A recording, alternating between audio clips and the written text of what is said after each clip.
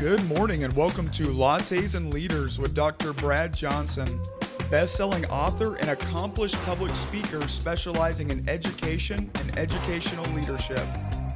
I am your co-host, Jeremy Johnson, organizational psychology consultant specializing in career coaching, training, and development. Meet us here each week to discuss topics in education and leadership and meet with some of the top education talent and thought partners from across the globe.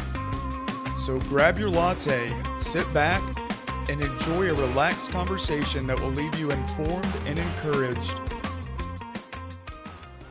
Good morning and welcome to Lattes and Leaders with Dr. Brad Johnson. This morning we have a very special guest. We have Mr. Sean Gaillard. How are you doing today? It's great being here. I don't necessarily have my latte, but I have a hot cup of black coffee. So cheers to you both. Oh, yeah.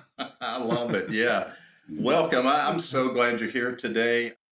I've followed you. Love the whole pepper effect concept. I know you're a Beatles guy, and as I've shared with you before, I'm an Elvis guy, but for today I'll be a Beatles fan.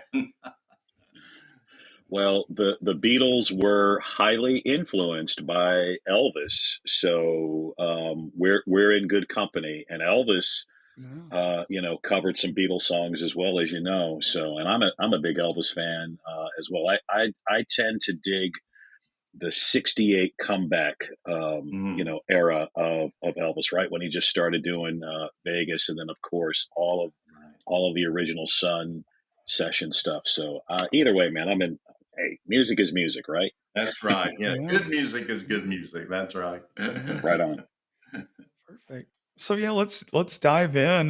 Tell us a little bit about, maybe some of your education and what you've been up to. Well, thanks, Jeremy. This is I'm what you would call a cradle teacher. This is year 32 for me in education, and I started off by trade. I'm a high school English teacher, and I have taught, in various places across the country. I've been very fortunate to have taught in Washington D.C. That's where I started. Then I taught in the Boston, Massachusetts area and then North Carolina. And that trajectory moved me into leadership. And I like to say, and actually, probably before I started teaching, I spent so much time in Sister Jane's office at St. Leo's Catholic School in Winston-Salem that I think I got some on-the-job training in grades 5, 6, 7, and 8. And when I went to A&T working on my master's in school administration, they wouldn't count those hours. So that I got to give props to that part of the origin story. But I think what drives my work as an educator and as a leader is I want to do my part to serve our future world changers. And I, on purpose, and it's intentional, I have spent all of my career in what we would deem as Title I schools, and so I have a bit of a social justice streak in me, and I want to do my best to serve and influence those kids who I believe are going to change the world. I believe in every school that I've been in as a turnaround principal that it is the next Steve Jobs or the next Oprah Winfrey or the next Mother Teresa. And if that student is not that next person or innovator, then maybe they're going to be the mother, the father, the principal, the teacher, the mentor, or the grandparent of that person that is going to change the world. So that's that part of my core. That's what drives me every day and has driven me every day for the last 32 years in what I deem as the noble profession. Oh, I love that. And that's such a good perspective and a way to look at it too, because, we hear it all the time, but you don't know who's sitting in your classroom, so that's a powerful way to look at it. Yeah, you never know, and often when we think about these icons and these heroes and these innovators and these folks that have left such an imprint and fingerprint on the world, well, they were kids too. Elvis was a kid. Elvis was a kid that was not a real stellar student. John Lennon, I'm a big Beatles fan. He's probably spent more time in the principal's office than I did, and was deemed as a failure, and was always in trouble. But there was an art teacher who saw something in Lennon that he didn't necessarily see in himself, and helped get John Lennon into art school, which was a big influence in his songwriting and his musicianship. So I often remind teachers of that, like let's think of any hero that that we've had along the way, and that hero will credit a teacher or an educator or a coach or a mentor that had an impact. They will also, in converse, will also discredit a teacher or coach or Exactly. mentor who didn't see something in them, or who put them down. And so I think it's a big part of the role of the leader in the schoolhouse to provide the compass, the shared compass, and the shared culture and vision, and to provide as many to remove as many barriers Right. from the teachers, so that they can do that great noble work for our kids.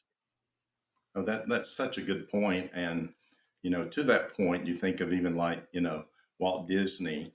He pretty much hated school till he had Miss Daisy Beck, and he always gave her credit and talked about her throughout life, that, allowed him to draw and, Mhm. encouraged his creativity. And I mean, could you imagine growing up without all of those movies and cartoons as children and Mickey Mouse? I mean, it's like, but there was that one teacher, that encouraged him and saw that potential in him. So you're right there.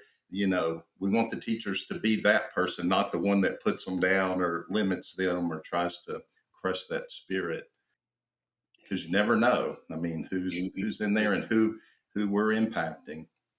Yeah, that's so true. I mean, I think about your guy Elvis, Sam Phillips, who was the founder of Sun Records, and when he heard Elvis's voice, and Elvis didn't start off being Elvis, Right. right? He didn't Right. start off, wiggling those hips and in the sequin suits. I mean, Elvis was a truck driver, and you would never, if you looked at those early Right. pictures or heard very early Elvis performances, he wasn't the Elvis that we know and love Right. today. But Sam Phillips, not necessarily a certified teacher or a licensed principal, but again, heard and saw potential, saw good. Potential. Yeah. And again, I think that's our gig, is to tune in to the potential of others, tune into the gifts of others, tune into the strengths of Yeah. others. And if we're not directly in that classroom, as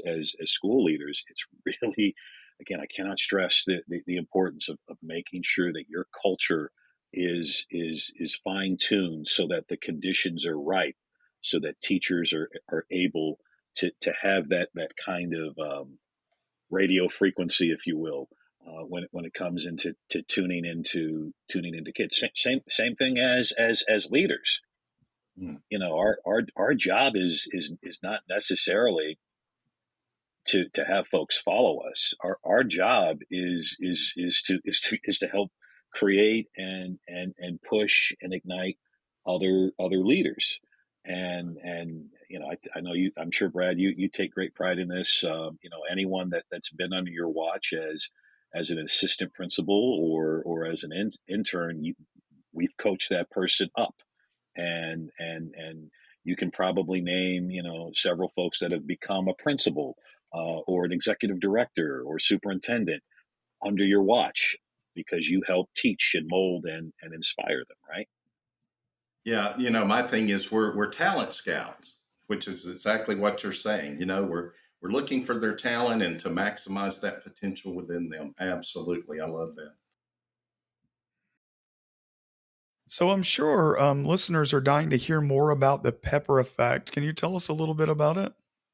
Well, thanks, Jeremy. The pepper effect is it kind of came out of a whole different random things, but as I alluded to before, just as Brad is to Elvis, I am to the Beatles. And Jeremy, I don't know where do you fall into all this, man? Brad and I are kind of like going back and forth. But are you a Stones guy, a Who guy?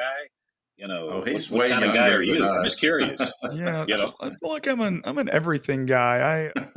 I mean, I don't have one band or genre that, really fits me. So it's all mood based for me. Yeah, all mood based. got you. So I'll turn you on to some Miles Davis when we're done Okay, recording. If you yeah. want a mood or a vibe, some good stuff there. But anyway, I love music, and music is something to me. I mean, just even in this moment, we're all getting to know each other. We're all and I'm latching on to the Elvis thing. That's my entry point into Brad and getting to know him. You mentioned mood, and you listen to everything. So that's my entry point into getting to know you. I'm mentioning the Beatles. That's an entry point, right? Music is that universal language that Mm. I really believe connects all of us. It's that divine, thread that ties us all together. And I'm a big Beatles fan, and I basically, there's other things I listen to. There's other things I dig, but I found that in my leadership and in my teaching, I was going back to their story in some way. I am a storyteller. I am a high school English teacher by trade, and I appreciate a good story. I appreciate listening to other stories and learning about other stories. And I was always looking for excuses in my English class to make a reference to the Beatles or make a reference to music. And I found that my students could latch onto that, especially if we were reading a difficult text or a text that they could not identify with.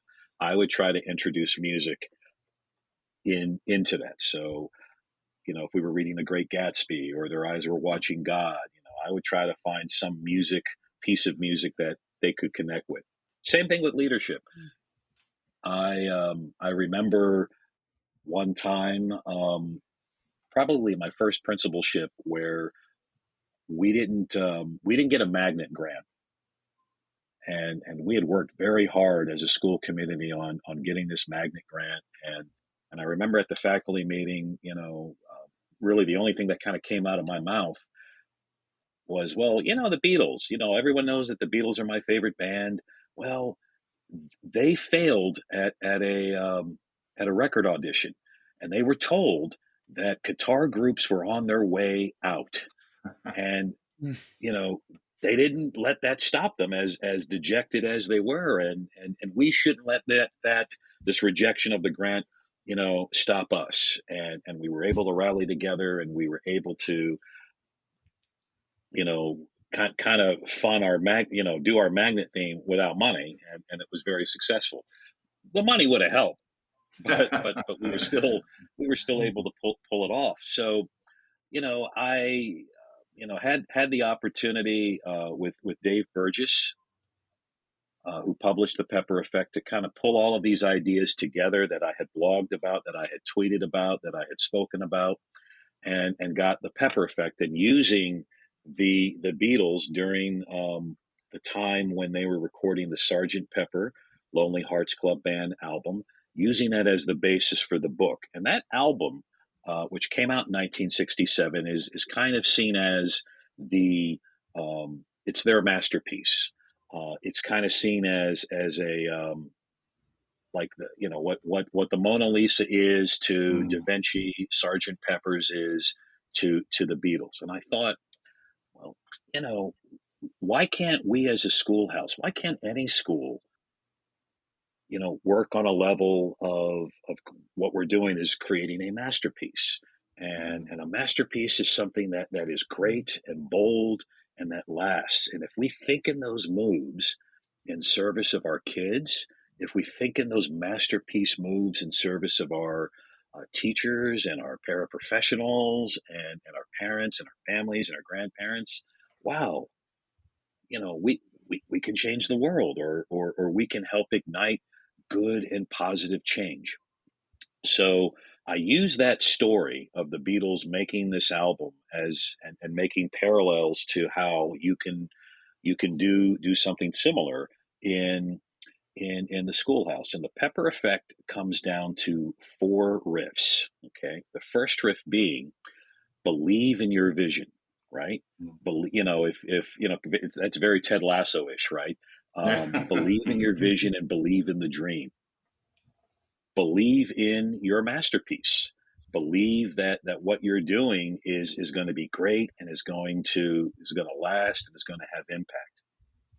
The third one is believe in your collaborators. Believe in your bandmates. I often refer to our faculty as bandmates, and because we're all and in a band, everyone has different gifts and talents that they're bringing to the band to make this beautiful sound.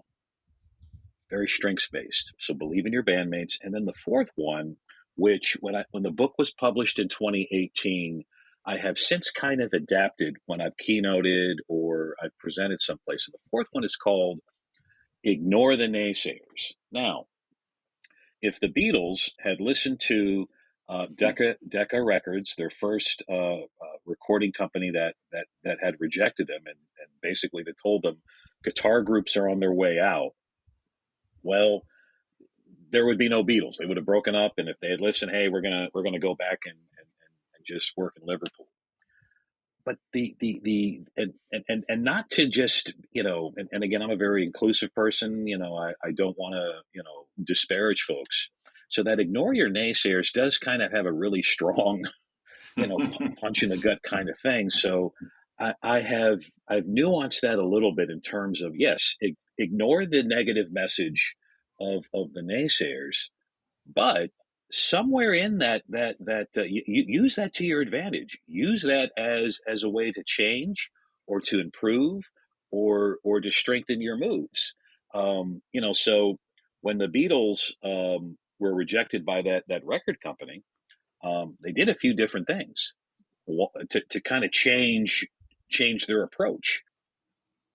They got rid of their drummer, Pete Best, and hired Ringo Starr, who we all know and love. Nothing against Pete Best, but they got a drummer that fit their sound better. And then instead of covering other people's songs like Elvis and Buddy Holly and Little Richard, they decided to focus on writing their own music, and just simply, yes, ignore naysayers, but then also try to find some movement for inspiration or some movement for change. Sometimes those naysayers can be right, and you have to accept their message, but don't let that message debilitate you or what have you. Mm. So all of those things kind of come together is what I call the Pepper effect. And in the book, which came out in 2018, and I'm again very grateful for Dave Burgess and his team for believing in this dream book, what I call a bucket list book.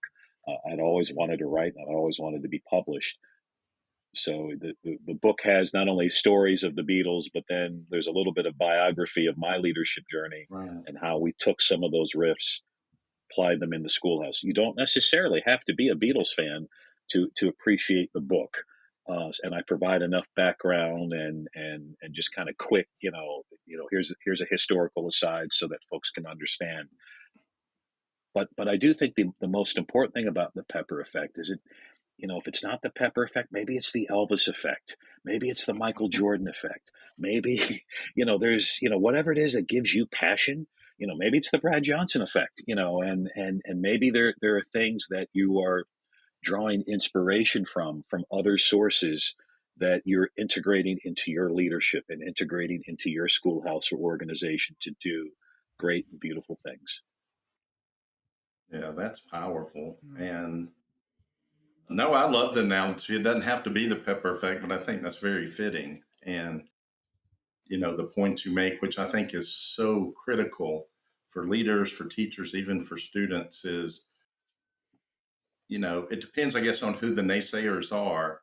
Mhm. But yeah, don't let people that really don't have a lot of influence on your life dictate your life for you. Like you said, you may hear something from them to maybe make adjustments or something, but yeah, don't stop what you're doing just because of that. And who knows, because the other thing too is if they hadn't have rejected them, they may not have made the changes that they did to be the superstar band of all time, so Yeah, I mean, imagine, there's that famous story, of Elvis at when he went to Nashville the first time, and how he was, booed and rejected, and I'm sure glad Elvis didn't listen, to folks at the Grand Ole Opry, right? yeah, it's great, right? He stayed at it, so, and that, it's easier said than done.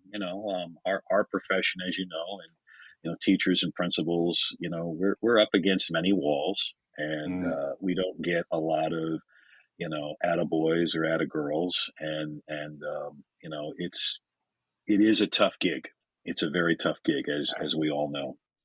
absolutely, and even for just you being in the principal role, sometimes I think even sometimes teachers forget how tough that role is.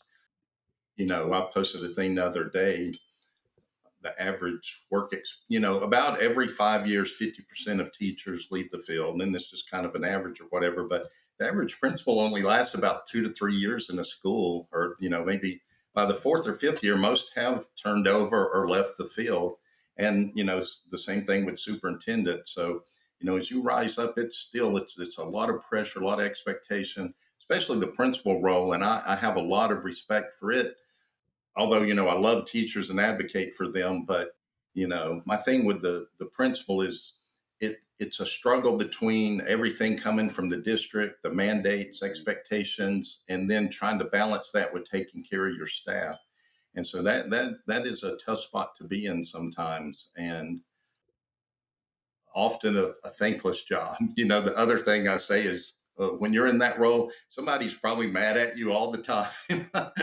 No, Yeah, even if you did nothing, someone's going to be mad about something. So it is that. I think maybe for that role more than any, that blocking out the naysayer, so to speak, is a powerful thing, and a good nugget of truth for especially new leaders coming into it to hear and to think about. it's so true. And we all remember that first that call that we got, when we got the nod for whatever it was, department chair or assistant principal, and we've got all of these ideas, and all of this vigor, and but you're thrown into an arena, and that arena is rocky. And so yeah, I'm with you. I'm especially sensitive, to principals and assistant principals, and that role. And you nailed it. Like there, you're you're in between a rock and a hard place, and in many cases. And there's some nice moments of mellow and calm and peace and joy. But the gig is trying to navigate around that, Right. because it is a reality, and navigating around it in a way that you're staying true to your core, and staying true to your vision, and doing your best to help and serve others. Absolutely. Absolutely. Yeah, so we were talking earlier off camera about some of the other stuff that you're working on, some new books. Do you want to share a little bit about those? Yeah, thank you, Jeremy. I'm working on, slowly but surely, a follow up to the Pepper Effect, and whereas the Pepper Effect was a book that was, basically my love letter to a band that I just cherish, and a profession that I'm proud to be a part of.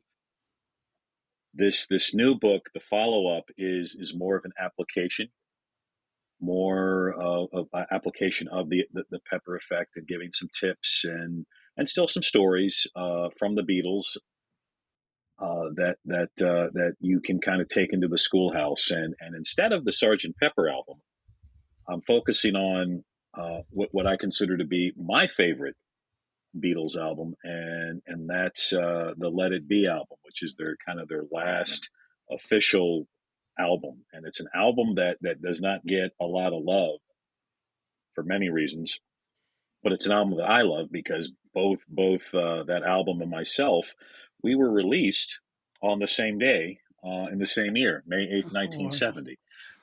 So I have a kind of a personal connection Yeah, yeah. to that album.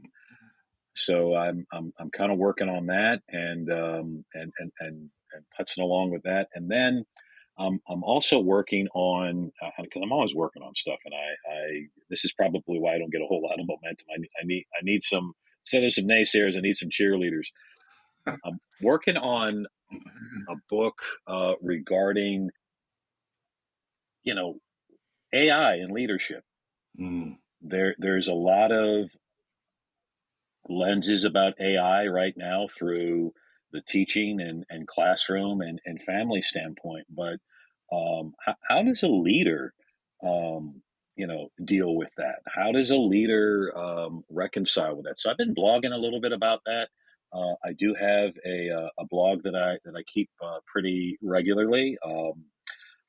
Principal liner notes, and so that those blogs are kind of like my little sandbox mm. to generate some ideas. So Mhm. hopefully I'll find some folks that are interested in that book and or those works, and we'll get those out there. So it took me roughly 40 some years to write the Pepper Effect. And so I'm 54. I hope it doesn't take another 40 years for these other two books, but I'm a very intentional, reflective, somewhat scattered author. In addition to those pieces, I am also I also podcast as well, and so I've got a little podcast called the Principal Liner Notes Okay. podcast, which I have different guests on, very very similar to Lattes here with Brad. So with no lattes, but more along music and ideas and those things. So, but yeah, those are the things that I'm working on. But at the heart of what I do, at the heart of what I do, besides husband and father, is I recently stepped into a new role at a new school. I'm I'm on day 20, day 22 of principal at Charles England Elementary School in Lexington City Schools in Lexington, North Carolina. And for those of you who are listening, Brad, I don't know if you're familiar with this, being from the South, but Lexington is the barbecue capital of the world. Okay. It is that Lexington, and I was very fortunate to be in that district about 5 years ago when I was principal of the middle school there. So I've come back, and I am loving this school. I am loving this community, and I'm loving the teachers there, and our kids will be starting off on August the 12th.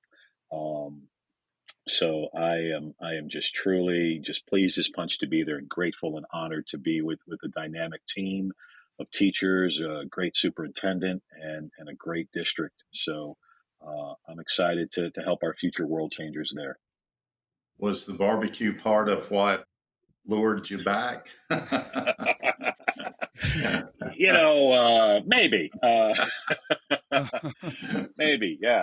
I got to be careful with that because I got to watch that blood pressure and sodium intake. So I got to find some healthy barbecue because when I was there the first time, oh my gosh, boy did I put on the pounds and I wasn't working out regularly. So I'm back.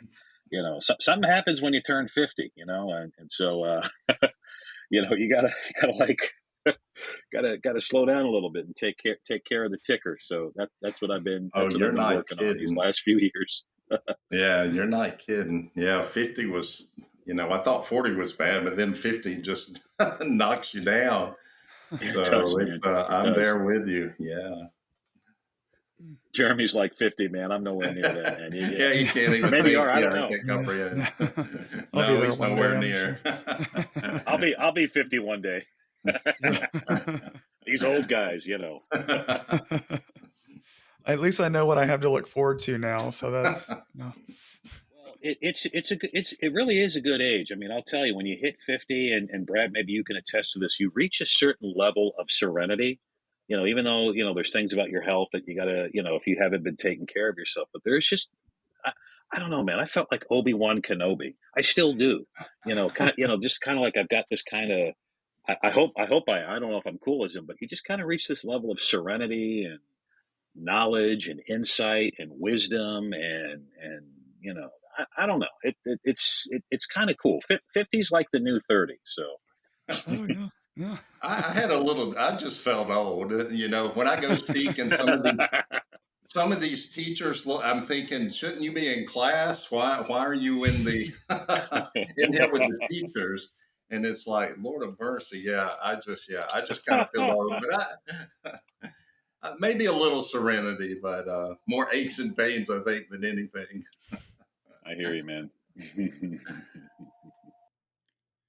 So can you tell us about a teacher or administrator or just general leader that has had the most impact on your development?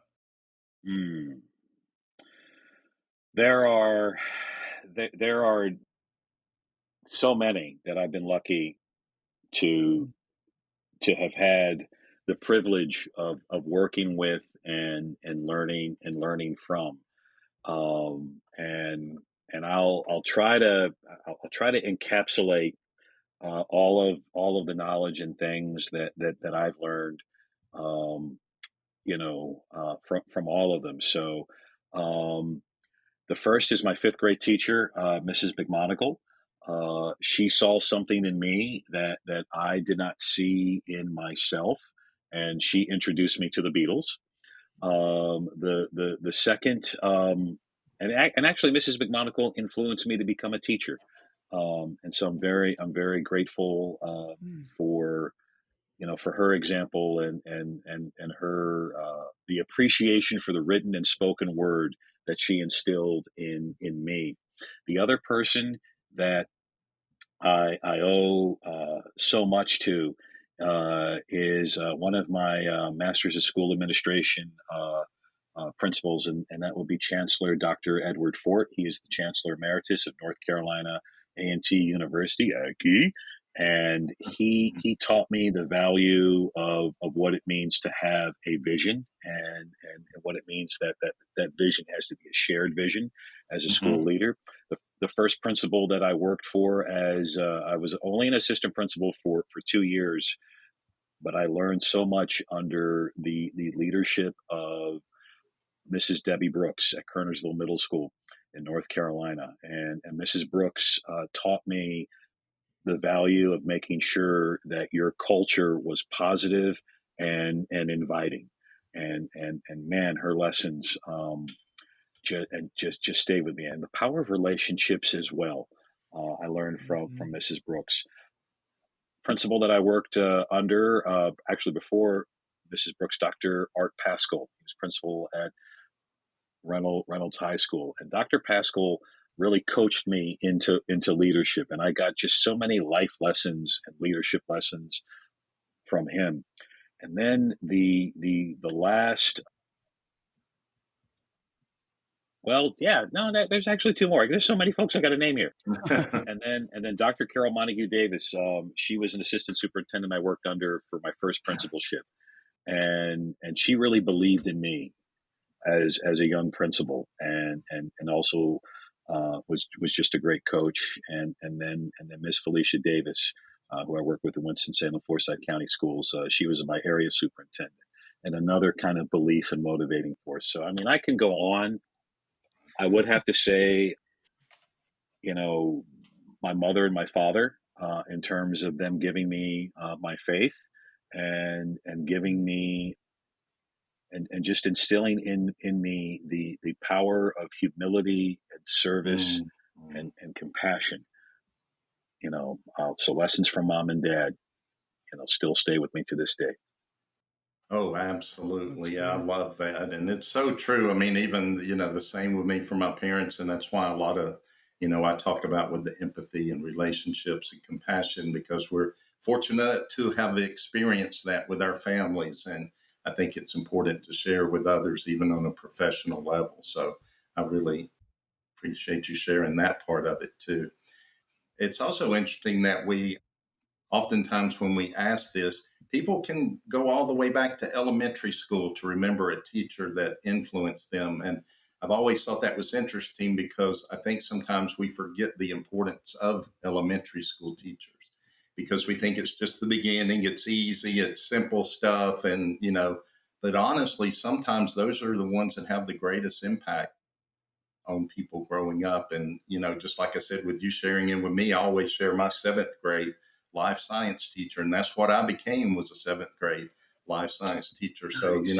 even at early ages, we have those teachers that can impact. And I think that's something for them to realize and to understand that, you may just be a kindergarten teacher or first grade, but you still can greatly impact students' lives. And they remember that forever, because you and I are getting the age when we think back to those, that's getting close to half a century ago. And, but we still remember and we still, share that, just that feeling of the belief and them, imparting into us. So I think that's just such a powerful thing and appreciate you sharing that.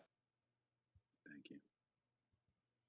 Are there any last pearls of wisdom that you would like to leave for those in education or educational leadership? So I I don't know if they're pearls of wisdom, but but maybe hints and tips, because I'm still learning and Mhm. I'm still growing, in year 32 as an educator, in year 17 as a principal. So I'm going to echo probably another person I also should have mentioned, and I consider this person to be my Beatles in education, and that's Dr. Todd Whitaker. And Todd is somebody that I have deep respect and admiration for.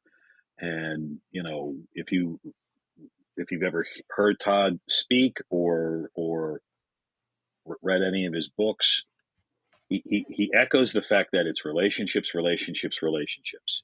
Mhm. That's the gig. Whether you're an educator, whether you're a teacher, whether you're a principal, assistant principal, paraprofessional, deputy superintendent, board member, whatever it is, it all comes down to relationships. And Mhm. we throw that word around a lot in this business. And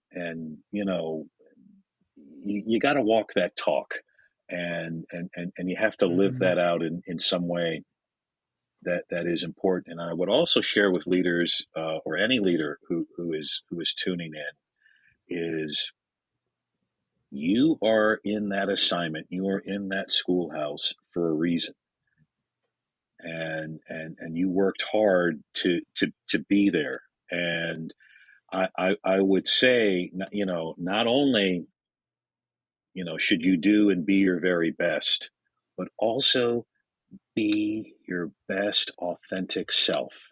Stay Mm-hmm. true to who you are. Stay true to those values that you were raised with.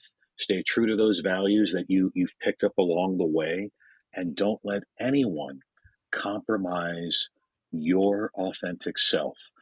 As I often say, don't forget to share with the world your dreams, your visions, your ideas, because the world needs them and you help make the world a better place, and the world needs you. So I often have to kind of tell myself those same things, because we all hit our valleys Mhm. as leaders, but those valleys don't last long. There is Mm-hmm. always darkness before the light, as George Harrison and the Beatles sang on one of his great songs. All things must pass. and darkness doesn't last all night. Clouds don't last all day. There's always sunlight. And so I would encourage leaders, as you're going into your same gig or new gig or whatever, live and be your best authentic self, because your schoolhouse, your organization needs your best and authentic self. I like that. Well said. Yeah. And I'm with you on that. I believe, we talk a lot about vulnerability, which is important, but to me, the attribute of just being authentic, being your authentic self, that's where you're going to build the best relationships with other people too. So yeah, thank you for sharing that. So we have one last tough question for you. So this is Lattes and Leaders, and you already told us, but I think it was before we started filming, but so what is your hot beverage of choice? Is it coffee, latte, cappuccino? What is it? It is black coffee. And now it used to be caffeinated black coffee, and I got to take care of the blood pressure. I had a health scare several months ago, so I have to do the half calf. Okay. And I can't drink coffee past a certain time. So but when it comes down to it, we made it in the window here. It's morning, so we're still in the window. Yeah, because I was drinking 7, 8, 9, 10 cups a day, which is not good. Wow, not good at all. So half calf, black, and that's how I roll. and limit the number now, right? Exactly. No more than 3 cups. I gotcha. All right. Well, thank you so much for being on. I knew it would be a pleasure. I was looking forward to sharing that, and you did not disappoint. So you left, I think, some great nuggets, and I appreciate all that you shared. And when you finish those other books, we'll have you back on to talk about them. I look forward to it. So yeah, just thank you again so much for taking the time to share your expertise and experience and your passion for what you do. Brad and Jeremy, thank you for having me on. Brad and Jeremy, not to be confused with that 60s pop duo Chad and Jeremy before everyone's time. But no, it's been a pleasure being on here and rocking out with you, and hopefully we did Mr. Presley some justice in our conversation today.